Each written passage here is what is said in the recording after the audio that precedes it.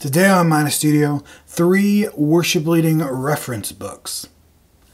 That doesn't sound very exciting, does it? It is. You should stick around.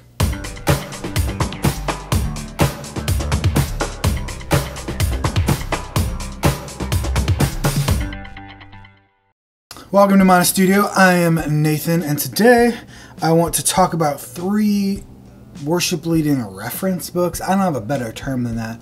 What I mean is they're books that you should have on your bookshelf, and they will help you out from time to time when you come across certain things or you need inspiration. I can't explain it better than that. Let me just show you the books. The first one is the Treasury of David. So the Treasury of David, this is like an abridged version. Usually it's like 20 volumes, I think. So this is Charles Spurgeon's commentary on the Psalms. I don't really think I need to say a lot more than that. It's Charles Spurgeon's commentary on the Psalms. You're a worship leader, so you'll probably spend a lot of time working with Psalms, and to know what one of the greatest preacher theologians of the last millennia thinks of them is probably a good idea. So it's just good to have. You look it up. If you get confused by a psalm, which they can be confusing, Treasury of David can really help you out and can inspire you in your worship. Next up, A Sacrifice of Praise. This one you may not have heard of. What it is basically is, well, I'll just read it. It's an anthology of Christian poetry from about the 1700s to mid-20th century.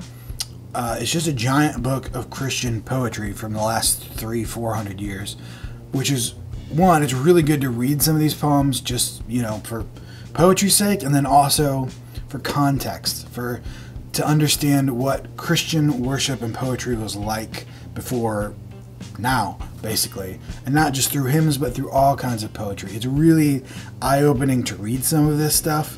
I mean, you read a poem from the 17th century that seems like it could be written today, and then you read some from today and they seem like they were written in the 12th century. It's just very interesting and very inspiring. You should check it out. A Sacrifice of Praise. And finally, Songwriters on Songwriting.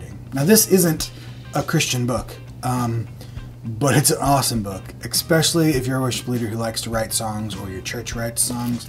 Basically what this is some of the greatest songwriters of our and the previous generation talking about it, telling them the process. And it's Paul Zolo he interviews them and they answer questions. I mean, it's like, who do we have here? Tom Petty, Bob Dylan, Madonna, Pete Seeger, Frank Zappa, Leonard Cohen. I mean, just tons and tons of people who are amazing songwriters talking about how they do it. And it's really, really interesting to see what these, I'll say, geniuses in songwriting think of songwriting and how they do it. There's not a lot of good books on songwriting either. There's a lot that kind of try to be books that tell you how to write songs, which is a really hard thing to explain.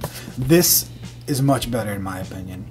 It's much better not to just get somebody's opinion on how they write songs or how you should write songs, but how some of the greats did it and how they wrote songs. And it's really, really inspiring and can be super helpful when you're stuck and you got writer's block and you just can't figure it out.